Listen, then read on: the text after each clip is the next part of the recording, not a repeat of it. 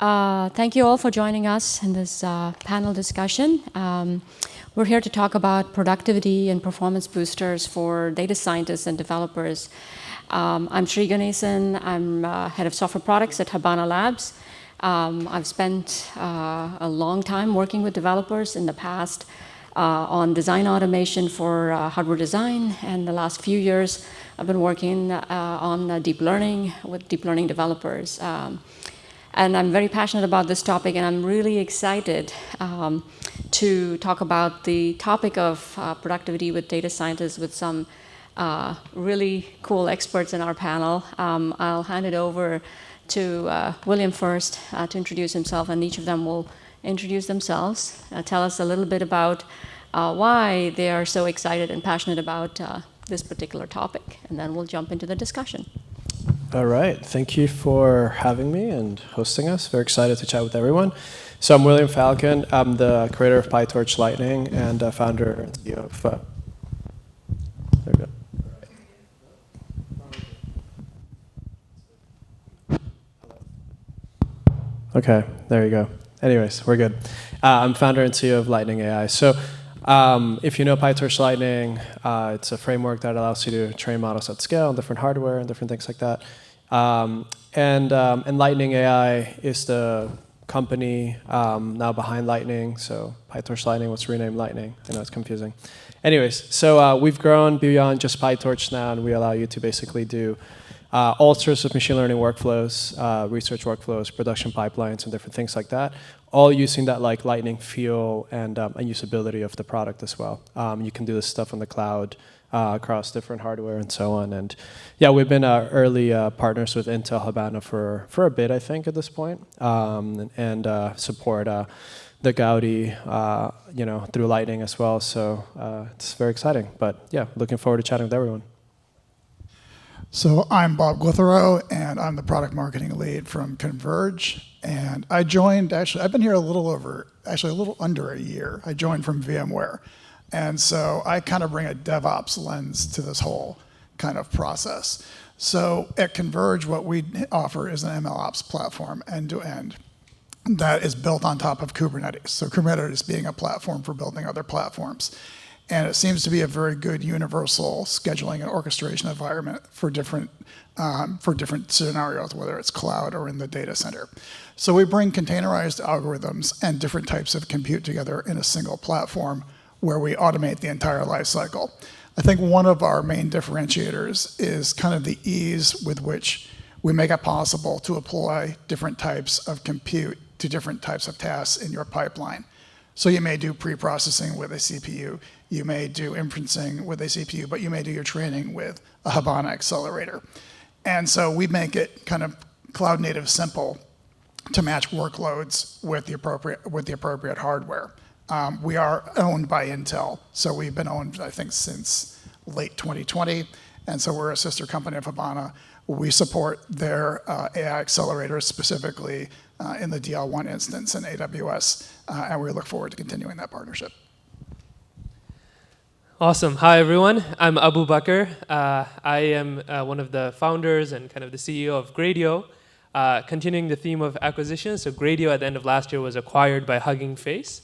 And so I lead a team there focused on machine learning demos. So what do I mean by machine learning demos? How many of you guys have heard of like DALL-E Mini or tried it out? Okay, a few folks here, great. So you guys probably used a web interface to try out that machine learning model. So Gradio is kind of the platform that was used to build that web demo or that web interface. So traditionally, it's been very difficult to build demos. You needed to know web development, web hosting, deployment, all of these things.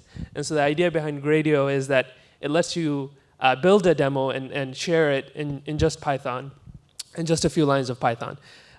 It works with a lot of different things, from PyTorch to TensorFlow, pretty much any kind of framework. And what I'm really excited to talk to you guys about today is kind of that why demos are actually important, and kind of the recent trend in machine learning where it's not enough just to have a model, but you really need to think about how it's going to be deployed and how it's going to get in the hands of people. So looking forward to chatting with you guys as well. Thank you all. Let's start with the first question. What do you view as the biggest challenge for organizations that are building AI-powered products? what are the key productivity barriers for those organizations? Just start with me. Yeah, each Yeah, of you, I'd great. like to hear your opinions. I'll try this microphone. Oh, no? Okay, I'll just speak up so maybe you guys can hear me. I think if you start adopting ML in companies, I mean, there's the obvious challenges, which is you probably don't have a lot of the people who know how to do this stuff really well. But I think that's something that we're tackling, and that I think that is kind of the core thing that we're trying to solve is this ability for teams to work together, right? So if you have people who are building ML systems in companies, you're going to have web developers who are building demos or they're building web apps or whatever. You're also going to have research scientists who are like straight up training models. Then you have machine learning engineers who are productionizing these things, right? And they'll have all their different tools that they want to use. There you go. Yeah. So they all have different tools that they want to use and they're excited about, but there's no layer to help them like work together in a single framework, right? So that is a lot. I think that's holding industry back. Yeah, thanks. There you go. No, it's just me. I think it's me. I have a force field. It's fine. So I'll just speak up. So yeah, a lot of it, I think it's ability for those teams to work together, and that's what slows you down, the cross-functional aspect of it, right? And so I think to me that's one of the major things that's holding back companies today, is how do those experts in their individual way actually work in a single product together, and that's a lot of what we try to solve through our framework as well. Yeah, that's actually an excellent point. One of the things that we try to solve is just the operational complexity of getting models into production at scale, right?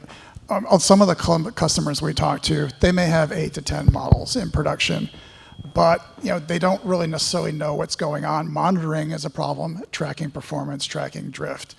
And a lot of the people who approach us are ready to graduate from the experimentation phase, or they're ready to graduate from proof of concepts. And the question they have is, okay, what do we do now? How do we get from where we are to deployments at web scale across multiple environments? And so that's one of the things that we are designed to do.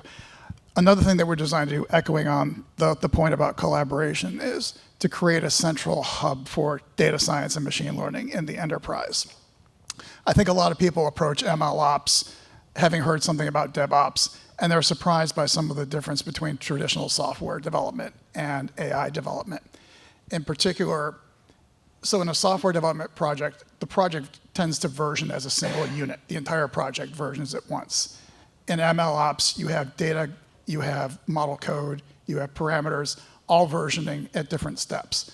So keeping all of this coordinated, keeping all of this governed in a central place with appropriate access controls, but being able to track different commits to different data sets or different model code to improve automation, to improve the way things get operationalized. And then also different types of deployments. So these days it seems like everybody can deploy a web service, but because Converge also has kind of an enterprise option as well as a cloud option, we have to fit into legacy IT. So we work with full stack developers who want additional serving options. Maybe they want to serve to a Kafka topic as well as stream in from a Kafka topic. Maybe they want to write to a RabbitMQ message exchange. So complex distributed applications that are formed by AI is something I think that we really help out with a lot. Yeah, so I think I agree with both Bob and Will that going from the experimenting of machine learning to actually kind of the deployment stage, getting it integrated with other services, that is very challenging. But just to give a little bit of a different answer, I think sometimes also getting to the experimentation stage with state-of-the-art machine learning models, with stuff that's been just released at conferences where it could actually make a pretty big difference if you can get this working for you, that can be challenging as well. And I think this is kind of an underrated problem, because if you look right now, I would say like one of the paradigms of machine learning are changing. So it used to be that, okay, I have a model or I have an architecture, I have to collect a ton of data to get it to work for my particular application, right? The data collection and fine-tuning a model, that was really important. But that's now changing. We're seeing a lot of zero-shot learning models. What do I mean by that? Models that will work for you without having to necessarily fine-tune it on your model. So just to give an example, there's a model that just came out called Owl Vision Transformers. It's an object detection model, so it'll detect various things inside of an image, right? But it used to be that if you wanted to use a model like that, you'd have to train it on your own kinds of data. You'd have, let's say, self-driving data. You'd have to train it on that. But this is a zero-shot learning model. In other words, you can specify whatever categories you want, and it'll work off the bat. Now, getting OwlVIT to work for you, getting that code to work for you, is a lot of work because it's just published as kind of a research paper, and then sure, there's a GitHub repo, but getting that code, wrangling with all that code is extremely annoying. But if you can get it to work, that means you don't have to do data collection. That changes everything else. So I think getting that, taking advantage of these models, these kind of zero-shot models, or even these models like these foundation models you guys might have heard of, right? So where you change the prompt and you can get the same model to answer your questions or to translate. I think that's going to be really, really important. Getting that into the hands of all of us as developers. So a follow-up question for you folks, right? It's you talked about the kind of the challenges with organizations.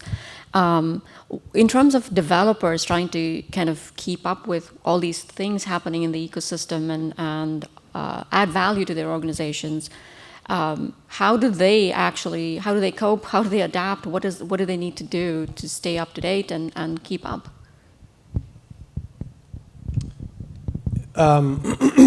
Hopefully not a lot, I guess is the point.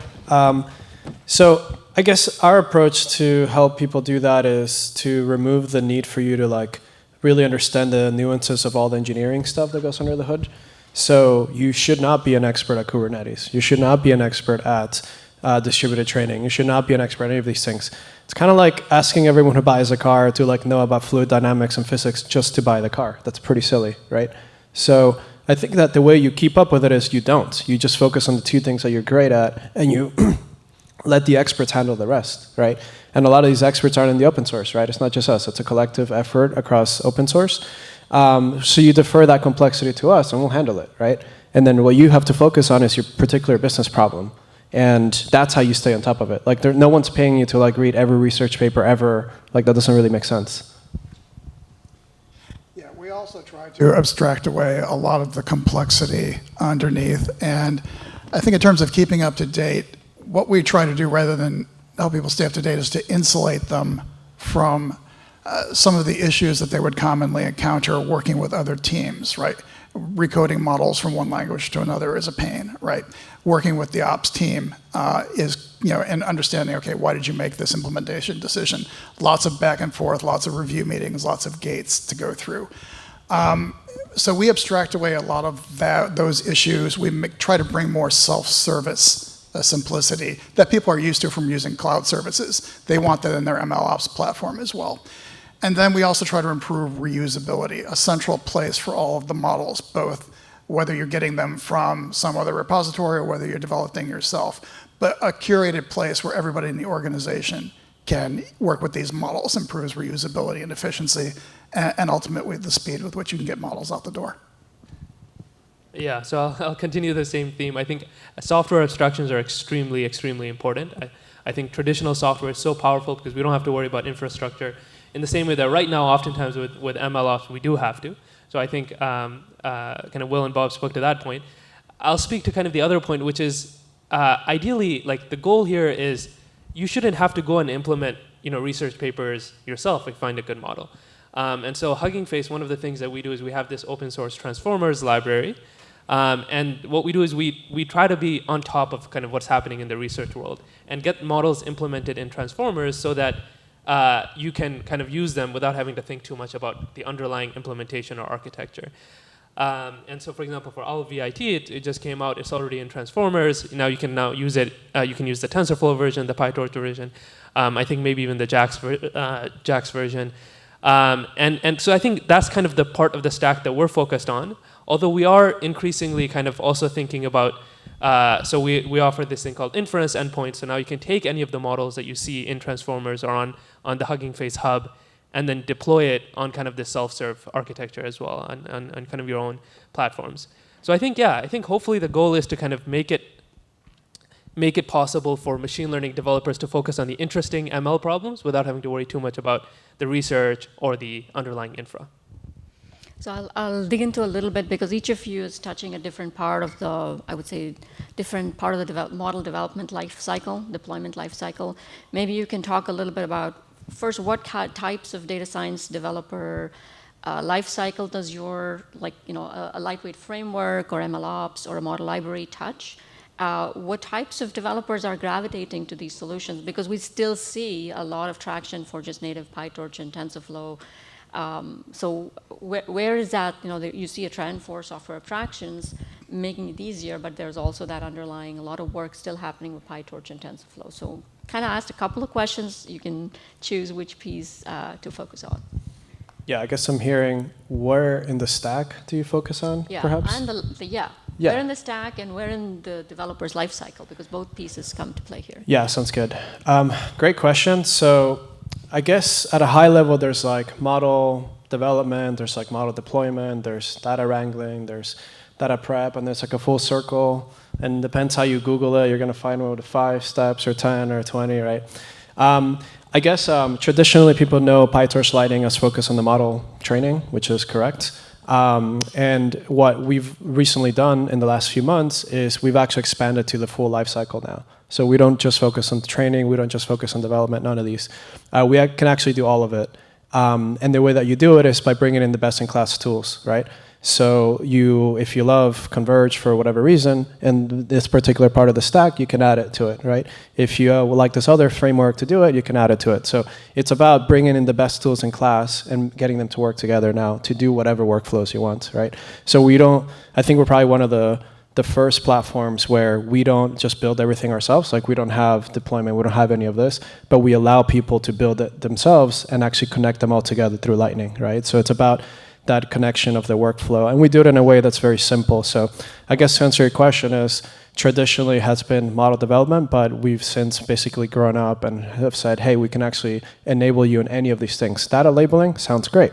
You want to do, model deployments, sounds great. You want to do a mixture of them, also sounds great, right? And you can link in with the best-in-class tools as well. So you're not expecting the developers to figure this out and say, I've got 5 things to now sort out and then make the choice, and you're enabling a platform for them? Exactly, and we have, most of these are third-party integrations, right? So you want to use Converge or Hugging Face together, you can do that, right? And you can use any of the other tools as well. So we're not opinionated in that sense, right? We're like, hey, you want to use the best-in-class models, go for it, right? Yeah, it's more, I guess it feels more like an operating system than anything else, right? So the developers can use the open source components that are published by the community and then bring them in-house and put it into the apps, which takes a few lines of code, and then they're up and running very quickly, right? Very cool. You used the terminology that the Converge team uses as well, which is an operating system. So Bob, you want to comment on that as well? So let me kind of take a stab at answering your first question. Okay, there we go. Let me take a stab at answering your original question. So in terms of kind of where we fit in the overall life cycle, obviously we have a strong bias towards shipping and deployment. But mentally, I don't know how many people agree with this, but I think of kind of 2 separate workflows. One, there's kind of the data scientist exploration and experimentation workflow. And that's a lot of that is you see AutoML companies pitching their solutions to optimize that workflow. And then there's what would be considered the ML engineer's workflow and what their job is. And so we definitely have a value proposition for both of these. We allow you to basically run unlimited number of training experiments, keep track of all of the runs, keep track of all the data and the metadata. Everything that you do in Converge is a commit. So it's tracked by commit. Changes to data sets, changes to model codes, changes to whatever. It's all commits. So that you can go back to any point in time and easily kind of combine and understand kind of what happened in a particular run based on the code that you had, the data that you had and whatnot. So we're trying also to kind of broaden the addressable market as well. A lot of companies in this space are fighting over kind of the same pool of data scientists. But there's other groups that we can serve as well, like full stack developers or low code developers who might like to take advantage of the output of an AI model and have an easy way to deploy an application, but who don't necessarily have the expertise in pipeline development. They want to maybe grab an inferencing pipeline and go. So we feel that there's a value proposition towards making developers, traditional developers, more productive with AI as well. So to that extent, we offer integrations to GitHub so that you can, create a local copy of your repository in Converge, make whatever modifications you want, publish the changes, and you can even kick off an entire training workflow from that code change. So we're trying to get people closer and closer to models as code, closer and closer to kind of a GitOps style of working. Cool. So I think in terms of, if you're a machine learning engineer, you can kind of break up what you do in maybe 3 steps. I'm just going to say very rough 3 steps. If you're training your own models. And that would be, first you have to find a model, architecture, model, whatever you want to call it. Then you have to train it on your own data until you have sufficiently good performance. And then the third step is you want to deploy it in production. And so Hugging Face helps with all 3 of those steps. And let me explain how. So first is you have to find your model or architecture. So Hugging Face has something called the Hugging Face Hub, which is a place you can find, at this point, more than 100,000 public and private models, spanning all sorts of things, NLP, but also computer vision, audio, speech. You can find kind of the latest models there. Then you can just download it using the Transformers library, and then you can fine-tune it on your own data. Once you have sufficiently good performance, you can push it back to the hub. So it's kind of like a GitHub type style of working as well. Pull, modify, push. Once it's on the hub, then you might be interested in deploying it. The great thing is if you're using the Transformers library, deploying it is literally something you can do through the UI or UX on your own dedicated architecture. So if you want to, infrastructure rather. So if you want to deploy it on AWS or GCP or whatever cloud kind of provider you have, you can do that from a model that's on the hub using inference endpoints.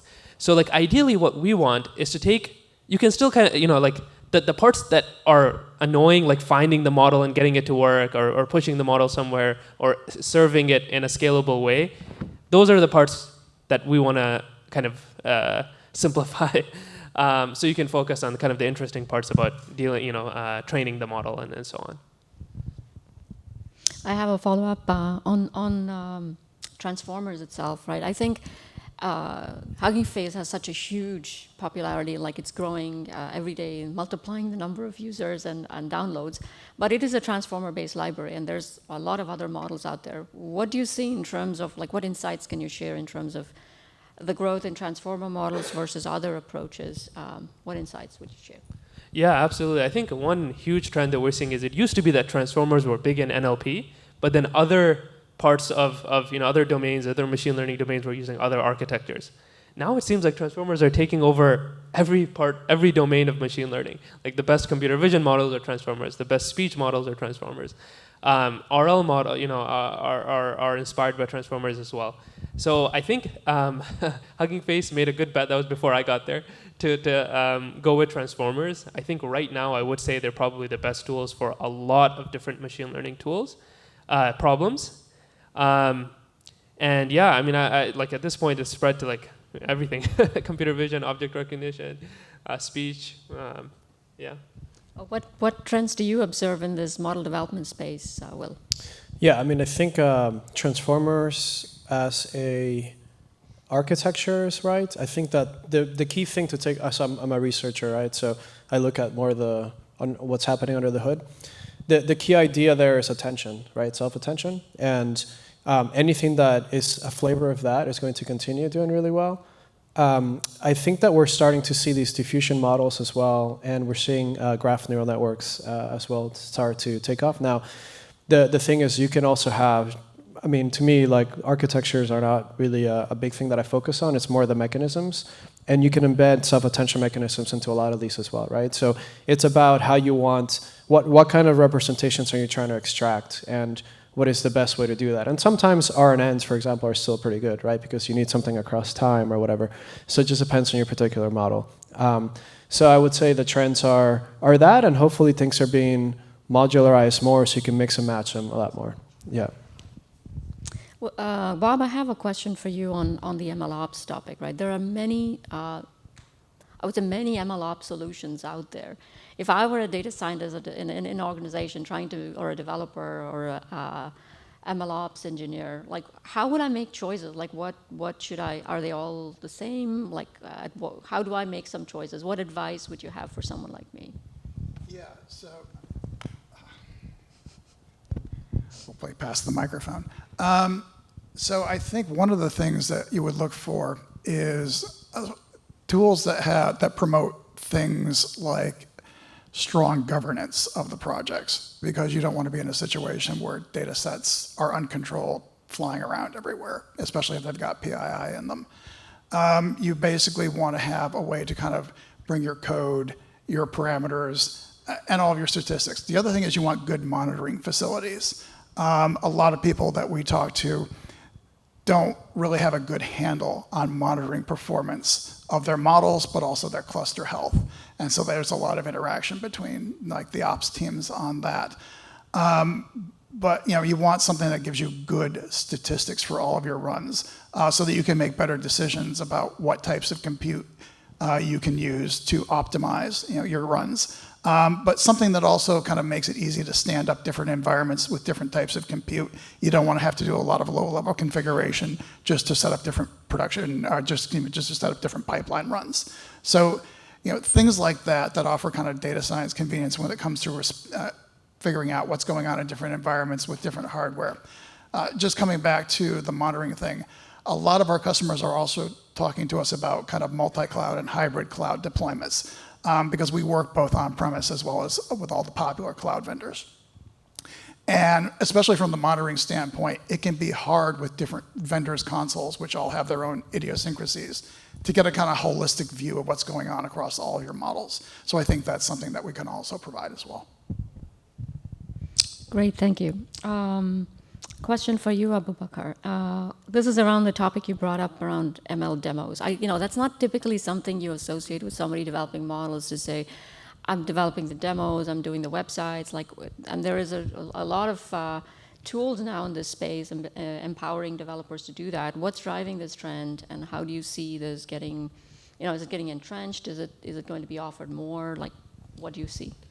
Yeah, I think it's such an exciting trend right now, and I think for sure it's going to get even more entrenched in machine learning. So basically, the trend, if you look at maybe a decade ago, who was using state-of-the-art machine learning models? It was pretty much only researchers and hackers and so on. And in the last decade or so, what we've seen is a lot of great libraries, Transformers just being one of them, but many other ones, TIM and others, that have made it possible to use state-of-the-art machine learning models as long as you're a software developer. And in the last couple of years, what we've seen, which is, again, amazing to me, is you can use state-of-the-art machine learning models without any technical background through these demos, through these GUIs, through if you have a web browser and internet connection, you can try out something like DALL-E, you can try out a lot of great state-of-the-art machine learning models. A crazy stat, DALL-E Mini has been used to generate 50 million images since it launched every single day. That's the kind of scale that we've really never seen for state-of-the-art machine learning models. So I think the trend is definitely going to continue, but that's kind of more from the perspective of accessibility. But I think even as a machine learning developer, demos are becoming increasingly important. And the reason for that, it's a good reason for us as machine learning developers.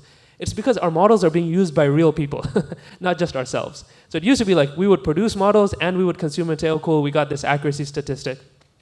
But now our end user might be someone on the business team, it might be a quality tester, or it might be a business analyst, or it might be someone who's not a machine learning expert. And for them to have the tools to be able to give you feedback on how the model is doing, you need demos, or you need something like demos. Because you can't just look at aggregate level, high level statistics and metrics and say, okay, the model has a good AUC or whatever, a good accuracy. You need to understand the failure points, because the failure points are really important.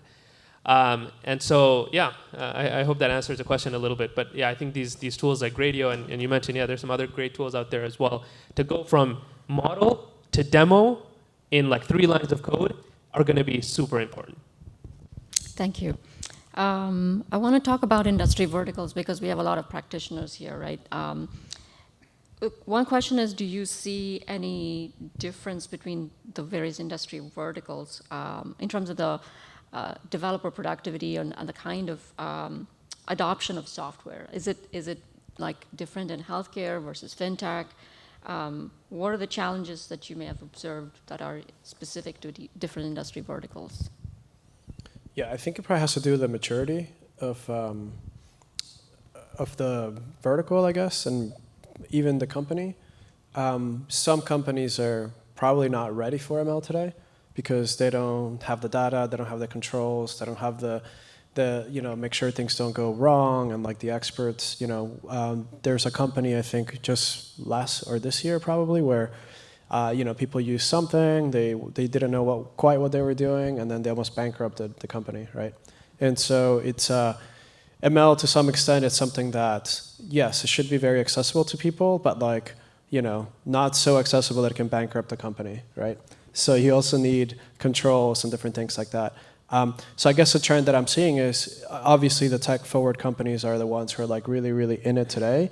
And then their companies are probably a few years behind that they need to figure out regulation-wise what they're going to do as well, right? Probably like healthcare, finance, those are all very straightforward ones. But, depends how deep you go into finance or healthcare. There might be companies that are just not doing it, not because they can't, but just the regulation will let them or something, right? So there's just a lot of prereqs to be able to do actually really good ML. Yes. Yeah, so we're still a fairly young company, so I don't know that applying an industry segmentation is kind of useful for us, although I will notice that some industries tend to run a lot of pipelines in parallel. It's hard for me to imagine anything more demanding than ad tech in that respect. So it's not, but I think definitely the maturity, to echo what William was saying, is a factor, because you have different problems you need to solve at different stages in the life cycle. And so, we are, again, biased towards shipping. Our recommendation is, when companies approach us and they've got data sets and model code and artifacts and parameters and flat files and in a bunch of folders, and just kind of getting visibility into what's going on enterprise-wide can be a challenge. We deal with customers that are very small startups to big enterprises, and we partner with companies like Dell and VMware. And I think it just comes down to kind of how do you fit in those situations into their existing IT suite and what they're doing with ML. I think a lot of people aren't really ready for ML ops yet, but the ones who are definitely searching, and the kinds of questions they're asking is how we're not getting enough value out of our AI. It's taking us too long to get models into deployment. Our hit rate isn't that great. We don't run automated retraining. We've only got a few models into production at a time. So when people start asking us those questions, that's when that's when they're ready for us. Yeah, I think similarly, it's hard to speak about industry segments with a very broad brush. But I will say, I think one thing that we've noticed as we've approached companies and told them about new tools is, it's interesting how some companies have a very tight connection between their ML metrics and their business KPIs, where other companies, the connection is very weak. So you mentioned ad tech, for example. Ad tech, it's very straightforward. The better your models are doing, the better your business KPIs. Whereas for other companies, it's enough to say that we're ML powered without the ML actually having to do much, and that's kind of enough of a selling point for the business team. So definitely, I think, but I do think it's very interesting and very exciting to see younger companies, startups that are almost that are approaching the ML mindset from the very beginning. They're collecting the data, they're storing it in the right ways because they know they want to optimize these processes later on. And so that's a very exciting trend that we're seeing. And I think, we're hoping more of that is going to happen across other industries. That's going to be good for all of us here, I think. Thank you. I'll probably the last question. I'll talk about purpose-built accelerators. Habana offers one of them. There are several other companies building purpose-built AI accelerators, training, inference, you name it. How is that impacting your organization as you build out these abstractions and solutions for developers? And I'll have a follow-up question after you answer this one. Yeah, for sure. So, Lightning, it's a very young project. I think we get grouped into a category where these companies have been around for 5 or 6 years, but it's only a 2-year-old company, right? Now, when Lightning came out, summer 2019, we started experimenting with the ability to change hardware very easily, right? So what you could do back then was you had PyTorch that had the ability to run on certain accelerators. But if you wanted to adopt a new accelerator, you had to rewrite all your code to do that, right? And so there was no really library where you could just switch a flag and do that. So we introduced the first version of that where you could go between any of the accelerators. And over time, we developed this abstraction called that accelerator, which I guess people are using today. And that really, when I said operating system, it's kind of like the layer that brings you to that. And so why we did that is because we noticed that people were needing to use it for specific things. Accelerators are good for one accelerator is better for certain tasks than others, right? And so like every tool in the ML ecosystem, I don't think it's like use this or that. It's always complementary tools, right? And so I don't think that anyone's going to just only use one accelerator or the other. They're going to actually mix and match depending on what they want, right? And so for us, I guess, how's it affected us? Well, like a lot of what we've done has been to make that super, super simple. And we've developed the abstractions and the way to like think about these things. And now that's being adopted across the market, which is great. But it's a lot of like, how do you build hardware agnostic code, right? And I think that's going to unlock a lot. And we've partnered with Gaudi team and Habana for a while to make that accessible to people as well. And I think we're starting to see people use it and starting to see what the applications are. But it's interesting because it unlocks different things that they couldn't use before, right? Like I said in the beginning, I shouldn't be an expert at any one accelerator. I should just be able to turn it on or off. It's like, I don't know, like, do you care what fuel injection your car has? Probably not, right? As long as you use it when you need it. Yeah, from our point of view, since we're in the background as kind of an orchestration and management layer, we're agnostic as to what type of compute that we're working with.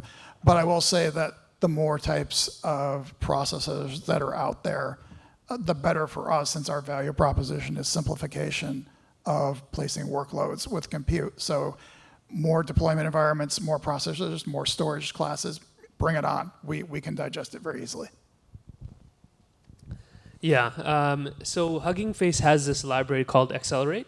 It's an open source library. It's designed to help you write hardware agnostic machine learning code. So you kind of can, you can kind of write whatever code you want, and then it's very easy to use the whatever accelerator you're working with. But it gets even better once you put a model up on the hub. So let's say you've trained a model, and you can put it on the Hugging Face hub. And you can put any model on the Hugging Face hub. It doesn't even need to be with the Transformers library. Once you have that, then you can deploy that model on any sort of kind of cloud compute with any sort of we have a few different accelerators, and it becomes like a self-serve thing. So you can choose whatever the right accelerator is without having to think about, okay, this is the right code this is the right hardware that I need. I need to change the code for this particular hardware. You don't need to change the code at all. So yeah, hopefully I think we're getting to a point where, just like software, you don't have to think too much about what the underlying hardware is. It'll just work. So the follow-up question I have is, all the three of you, I know that you're embracing the ecosystem, that you actually designed your software stack to enable multiple accelerators and this heterogeneous compute environment. There's a challenge with like the native frameworks themselves with TensorFlow and PyTorch in terms of allowing many different new architectures. They're actually designed with CPUs and GPUs in mind. What's your perspective on kind of having the framework ecosystem also evolve? Do we see that that's going to just have to be dealt with by each accelerator, somebody who's providing them, or is it better to evolve the frameworks? Yeah, I mean, I think it's a framework-led question, and we have a super, super tight relationship with Meta and the PyTorch team. So we're usually pretty ahead of the curve on new accelerators that are coming out and integrations. So I would say, like, let us do that work, right? It's really hard to do, and so I just don't think that any company, I don't care how big you are, you have the bandwidth or the money to like be doing this stuff yourself. And usually we have to pair our experts with that company's experts as well. And there's only a handful of people who can do that kind of work, right? And so, and if you do it wrong, it can cost you a lot of money because things could be slow or not, right? So, yeah, I guess it's like anything. I mean, I'm a big proponent of open source, but I would say, like, if your core business is not to do that particular thing, I would defer to the open source community and like use the best-in-class tools for that, right? Bob, any comments? Yeah, we're not so much in the algorithm development space, so I don't know I'm going to have much useful to say here other than, to us, as long as it can be packaged up into a container from a repository either you control or you own, we can put it to work right away. whether it's PyTorch, whether it's TensorFlow, whether it's some other thing. And then we're continuing our collaboration with Habana, not just in terms of the different processors, but the different ways that we apply them. Earlier I referenced taking machine learning out of the data scientist's hands and broadening the appeal to more software developers. And I wanted them to talk about full stack developers. But we're also developing our own low-code approach, and we are collaborating with Habana on some of that work as well. So look for more on this later in the year. Awesome. Yeah, just to reiterate, if you're having to modify your code significantly to get it to work with different accelerators, you're probably doing unnecessary work. There are great open source libraries, open source tools that you can just use to make the process a lot easier. Yeah, can I add, I think people underestimate how hard this is. I think that there's always going to be some motivated engineer who's like, oh, I got it to work on this accelerator. And then you try to do multi-node. But wait, what about Apex? What about gradient checkpointing? What about this and that and that? And suddenly, when you start adding all of these different combinations, yeah, good luck, right? Like, you may have gotten it to work on this one thing, but now you've increased, the amount of technical debt you've introduced into your company is so massive that it's really not worth it, right? Like, you should really be using a framework on top of it. If nothing else, we've already shown, look, we work with some of the top Fortune 100 companies in the world who are running their whole thing on Lightning and different, and they're training models and these different things. I'm telling you, these teams have hundreds of amazing ML engineers dedicated to this stuff, and even they choose to use open source, right? Because they know that it's extremely difficult. And unless you have a community behind you with amazing developers who are figuring this stuff out, you're going to introduce a huge amount of technical debt. And it sounds cool, and you should probably do it to learn how it works.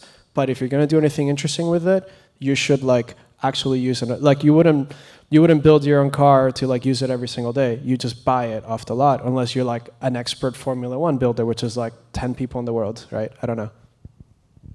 Cool. I think we were going to wrap it up over here in terms of the questions on the discussion in the panel, but I wanted to open up to the audience. We covered a lot of topics and various themes here. I'd like to invite folks who have questions to come up to the mics and get some insights from this expert panel.